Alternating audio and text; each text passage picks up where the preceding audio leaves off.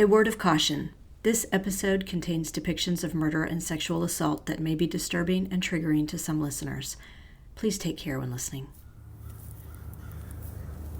It's a gorgeous spring morning, and I am standing on a hill looking at a beautiful home built of stone and wood that overlooks the campus of UNC-Asheville in Asheville, North Carolina. You can hear the birds in the background. The trees are blooming. But what a lot of people don't know is that the site where this home sits, the home of the chancellor of UNC-Asheville, is where a brutal murder took place on April 15th, 1973. On that Sunday morning, a young student named Virginia Ginger Olson, who was 19 at the time, left her dorm to walk across the street and come and study at one of her favorite spots in the woods. But she never returned to her dorm. Instead, that afternoon, 2 local high school students who were having a picnic in the park came across her body. She had been stabbed and sexually assaulted. The crime has never been solved.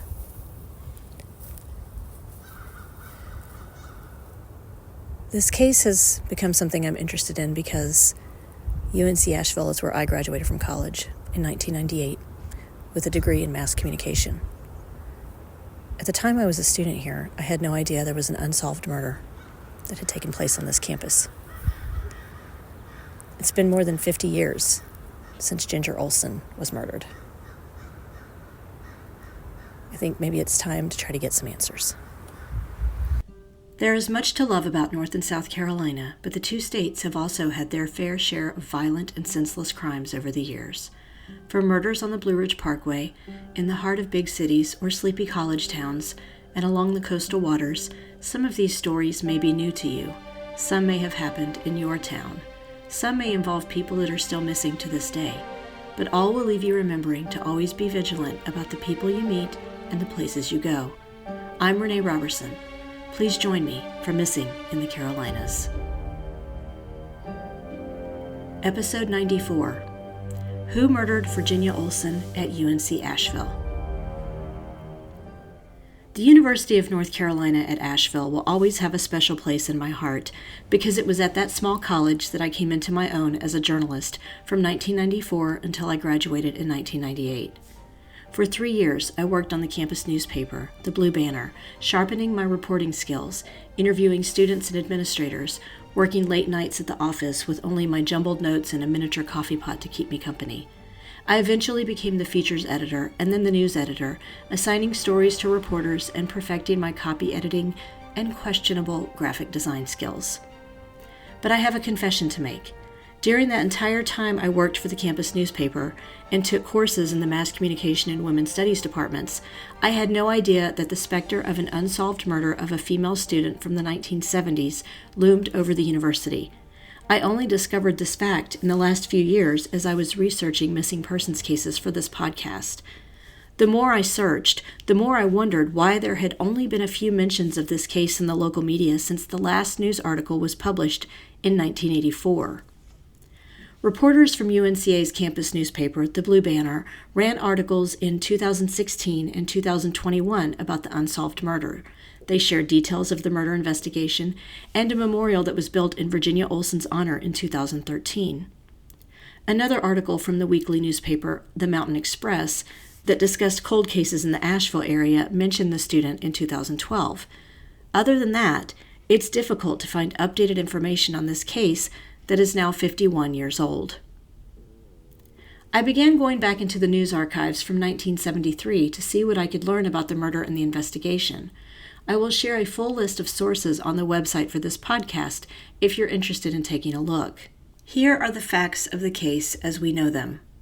On the morning of Sunday, April 15, 1973, Virginia Olson, known as Ginger to her friends, woke on a chilly morning in the Craig Dormitory located on the campus of UNCA, nestled in the mountains of western North Carolina.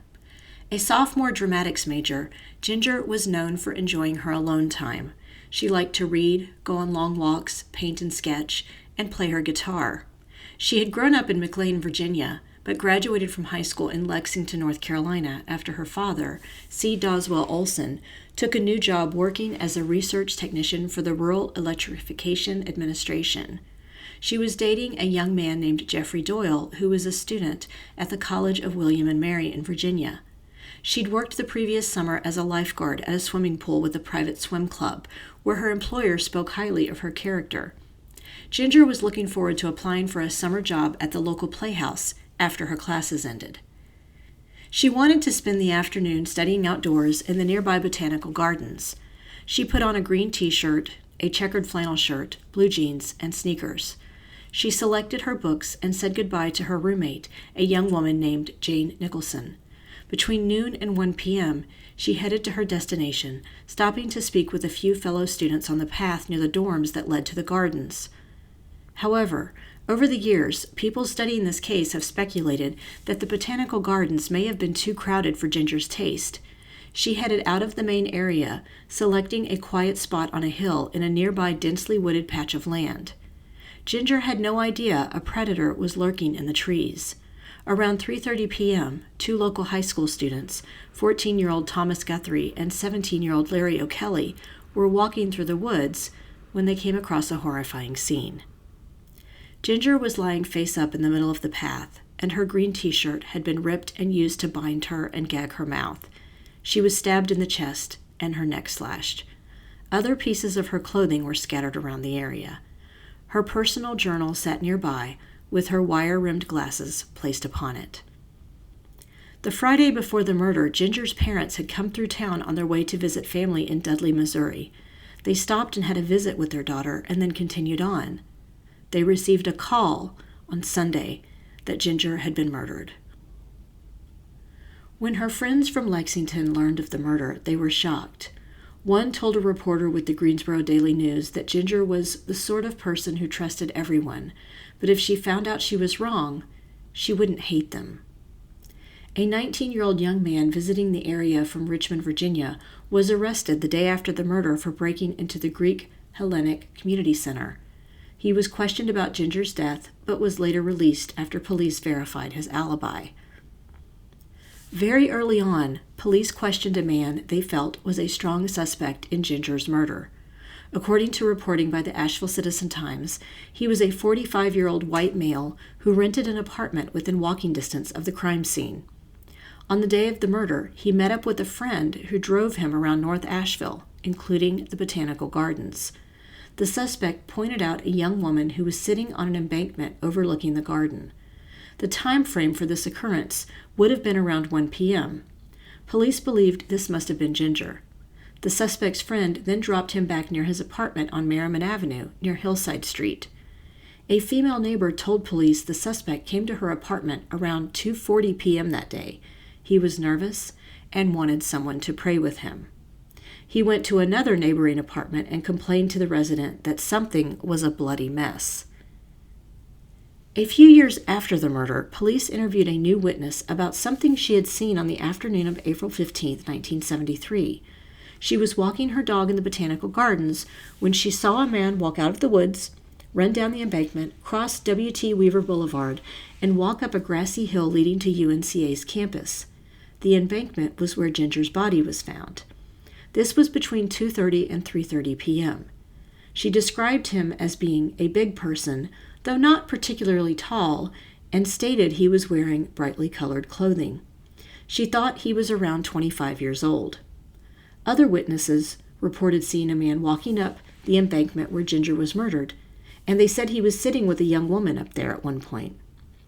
A man who was parked near the gardens that afternoon so he could listen to an auto race on his car radio said he saw a man walk up to the area where Ginger had been found slain. He described this man as 23 to 24 years old, wearing dark paratrooper-style boots and standing about 5 feet 10 inches tall and weighing around 165 pounds. Both this witness and the woman walking her dog said he appeared to have something on his back, like a small backpack or a sweater tied around his neck. The woman who prayed with the suspect at the apartments said he had a sweater tied around his neck and was wearing brightly colored clothing and dark boots. While the suspect was 45 years old, the witnesses described him as being younger. The police said the man looked younger from a distance, which may have confused the witnesses when estimating his age. After his distressing behavior at the apartment complex, the suspect then drove to Myrtle Beach, South Carolina, and checked into a motel there on April 17th, 2 days after the murder. He stayed there until April 28th, when he returned to Asheville. Police questioned him the next day upon his return and searched his apartment. They took a pair of brown dingo boots, a white t-shirt, a yellow velour shirt, a kitchen knife, and a white handkerchief. These items were sent to the State Bureau of Investigation Crime Lab in Raleigh for analysis, but the police said the results of the tests came back negative. I'm not sure what they tested negative for, but I'm assuming it was blood. This suspect was not a native of Asheville. In fact, police learned he was under the care of a psychiatrist in Asheville at the time of the murder, and there are rumors that the suspect was in outpatient treatment at nearby Highland Hospital. This psychiatrist declined to speak to the police about the suspect, citing doctor-patient confidentiality, and then he passed away within a few years. I want to take a minute and talk about Highland Hospital, where the main suspect in this case was allegedly receiving treatment. Highland Hospital has a long and storied history in the town of Asheville. A physician named Dr. Robert S. Carroll founded the facility in 1904, and it was known then as Dr. Carroll's Sanitarium. It was touted as offering superior accommodations for the limited number of nervous, chronic, and drug habit cases. A few years later, the facility relocated from its location on Haywood Street in downtown Asheville to Zillicoa Street. It sat on 38 acres, and eventually 2 more buildings were added. In 1912, it was renamed Highland Hospital. It advertised itself as having amenities that could be found in a hospital, sanitarium, and home, including steam-heated rooms and open fireplaces. It had a swimming pool and offered massage and electric treatments. The Asheville Citizen-Times reported that physical activity was a large part of the hospital's program. Here's a direct passage from the article. In addition to music, reading, and parlor games, tennis, and other outdoor sports for which there is ample room, drives unsurpassed in beauty and variety, horseback riding over perfect roads and through scenes of unrivaled diversity, with climbs which invigorate, strengthen, and inspire, are provided for the patients. Trips to surrounding points of interest are arranged from time to time, tramps along trout streams, hunting excursions in the mountains, camping parties, climbing expeditions, anything that will bring back the bloom of health again to the cheek and the old vigor to the weakened constitution. There were additional guidelines imposed on the female patients during the early years of the hospital. Dr. Carroll forbade the use of mirrors, as he felt that primping in front of them, as well as using rouge and lipstick, were false modes of concentration on the self. Incidentally, George Vanderbilt felt the same way about Asheville and designed his family's mansion, the Biltmore Estate, with the dream of hosting friends and family in the cool mountain area where they could swim, hike, ride horses, and enjoy the outdoors. Many physicians at the time believed this type of natural treatment could cure a number of ailments. Construction on that estate began in 1889. During this time period, another doctor also opened a sanitarium designed for the treatment of tuberculosis in the Kenilworth area of Asheville. But back to Highland Hospital. In 1939, Dr. Carroll donated the facility to Duke University, but he remained the medical director there until his retirement of January 1945. A frequent patient at Highland Hospital was Zelda Fitzgerald, the wife of author F. Scott Fitzgerald. In 1948, an electric coffee urn in the hospital's central building started a fire. Investigators believe the fire spread through the kitchen and up a dumbwaiter to all 4 floors. The facility had fire escapes, but many of the screened porches and windows were shackled with chains to keep patients from jumping out. There was no sprinkler system. 9 patients, including Zelda Fitzgerald, died in the fire. 11 patients were rescued. That building on the property was never rebuilt, and today there is a granite memorial that contains the following quote from a letter Zelda wrote to Scott. "I don't need anything except hope, which I can't find by looking backwards or forwards, so I suppose the thing to do is shut my eyes." Psychiatric Institutes of America purchased Highland Hospital in 1981, and it closed in October of 1993. Before we continue, let's take a quick break for a word from our sponsors. Are you looking to level up your writing or learn a new skill? Whether you focus on nonfiction or are more inclined to creative writing, or want to learn how to put together a digital portfolio of your writing, Wow Women on Writing can help. Interested in podcasting? Check out a digital course I created called You Can Start a Podcast. During this pre-recorded webinar, you will learn the benefits of creating your own podcast, materials you need to get started, how to develop content that will keep listeners coming back for more, and ways your podcast can create supplemental income. I'll share examples of different types of podcasts, how to decide on a format, ways to handle the technology necessary for creating a podcast, how to develop your first few episodes, promotion and monetization ideas, and ways you can repurpose your podcast content. All written materials and resources are provided by me. I'll also give you a handout with information discussed in the webinar, along with suggestions for a few different types of podcasts to explore. Best of all, this webinar only costs $30. You can find it by going to wow-womenonwriting.com and clicking on the Classroom tab. I'll also post a link in the show notes. Here's your friendly PSA that if you haven't been using the skincare products from Skinx Erin, you're probably doing it wrong. But it's never too late to do the right thing. The pre-cleanse oil is the best way, in my opinion, to thoroughly melt away excess makeup, sunscreen, environmental pollutants, and residual product buildup from your skin without stripping. I use their pre-cleanse oil every morning and night, followed by my daily cleanser for fresh skin. And here's another tip for the upcoming summer season. Before you go out in the sun, apply the hydrating beauty oil because it helps rehydrate the skin, reduces inflammation, and repairs the skin barrier. After spending the day in the sun, the Perfecting Night Oil accelerates healing, prevents peeling, and can quickly help a burn turn into a tan overnight. Try it. Go ahead and treat yourself with 10% off your order using my code MissingCarolinas10. I'll include a link in the show notes for you. And now, let's get back to the show. An associate of the primary suspect's father, who was the head of a prominent law firm up north, arranged to have him flown out of Asheville shortly after the police questioned him. At the time the 1976 article was published, his last known address was a mental hospital near Boston, Massachusetts. There were two other persons of interest in the area of the Botanical Gardens that day. A witness from Hendersonville who was visiting the area with his wife and another couple said he saw a young woman sitting with a man on top of the embankment. But he described the man as wearing a green army fatigue jacket, and this was different than the man with a sweater tied around his neck and wearing beige slacks. This group also said they saw another white male walking past the gardens toward the university campus around 2:30 p.m. as they were on their way out. This man was described as rather tall and thin, wild-eyed, and in his early 20s. Police knew who this wild-eyed suspect was.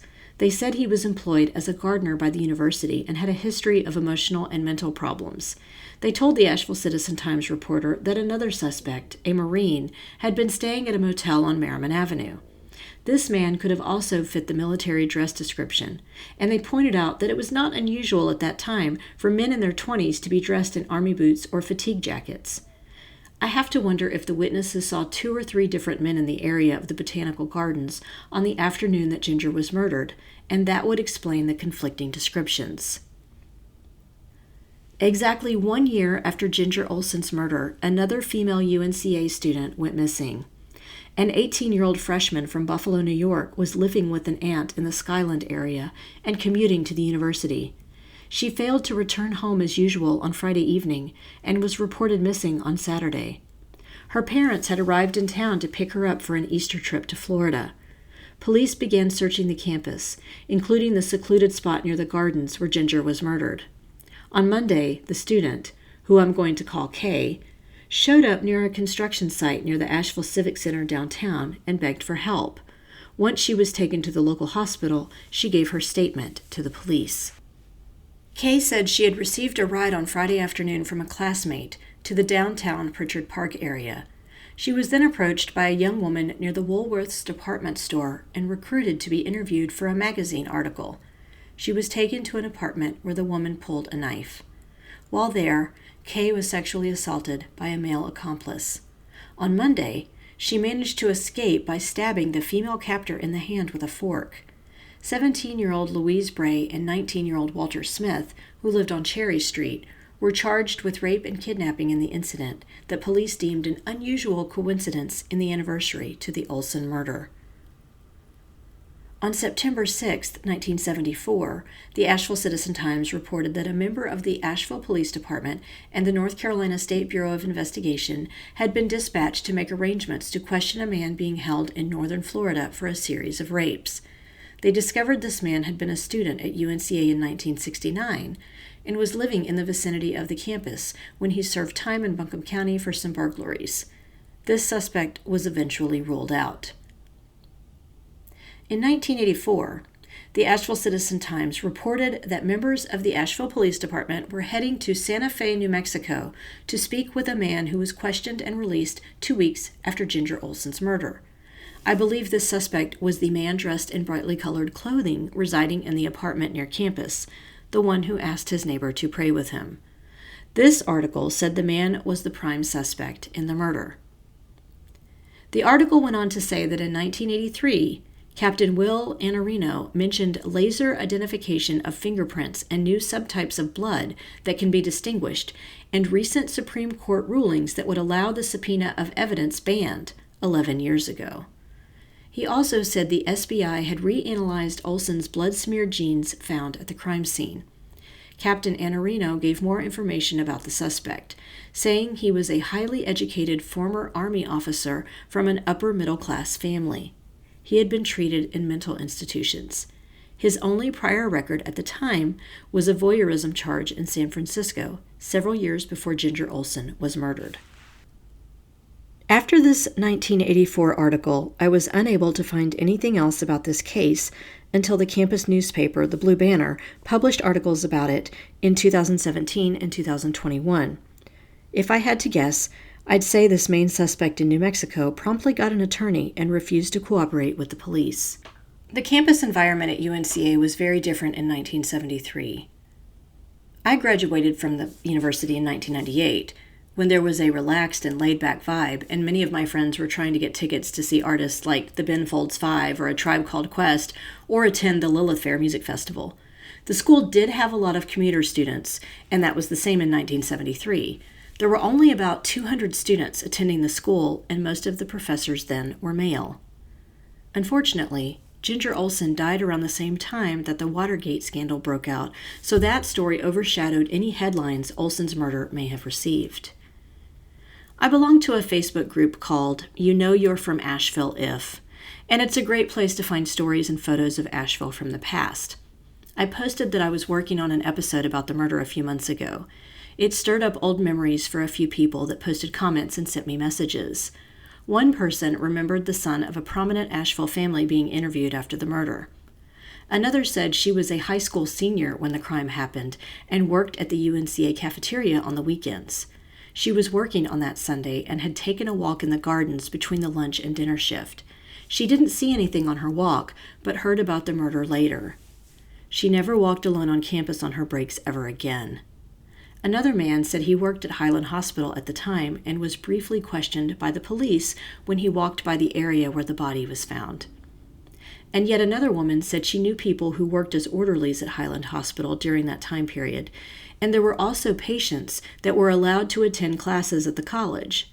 This person estimated about 75% of the students were commuters, and there were a lot of Vietnam veterans there using their GI Bills. The campus was very open, and there was not a lot of security. I recently met with Detective Kevin Taylor, who retired from the Asheville Police Department in 2015 after 28 years of service. He is very familiar with the Ginger Olson case and is still working for the APD's Cold Case Unit part-time. He shared that the case remains active and open, and they are seeking tips that could help close it. I did inquire about the suspect who detectives tried to re-interview in 1984. He said he believed the man had arrests in New Mexico for some peeping Tom charges and that he died about 10 years ago. He doesn't believe he was ever arrested for a violent crime. Detective Taylor also confirmed that physical evidence from the crime scene still exists, but he didn't specify in what form. He mentioned that the weekend of the murder, there had been a concert on campus, in case anyone attending that remembers anything worth mentioning to the police. The bands included were Grassroots, Sugar Creek, and Morrison and Swan Plus. The Asheville Police Department has an app you can download through the iTunes App Store or Google Play. You can search Asheville PD, all one word, for this app, and that has a feature that will allow you to submit a tip anonymously. If you don't have a smartphone, you can share information with the police by sending an anonymous text to tip2APD and then messaging 847-411. As luck would have it, as I was finishing up the script for this episode, I was contacted by another UNCA alumnus who is now a college professor. He's done extensive research on this case, especially as it relates to the history of the university, and he's agreed to do an interview for a future episode of Missing in the Carolinas. He mentioned something to me I hadn't thought of before. In episode 26, Missing Moms in North Carolina, I mentioned a convicted serial killer from Asheville named Terry Hyatt. He was convicted of murdering Harriet Delaney Simmons from Raleigh in April of 1979, Betty Sue McConnell from Asheville in August 1979, and he was later tied to the murder of Jerry Ann Jones in Charlotte.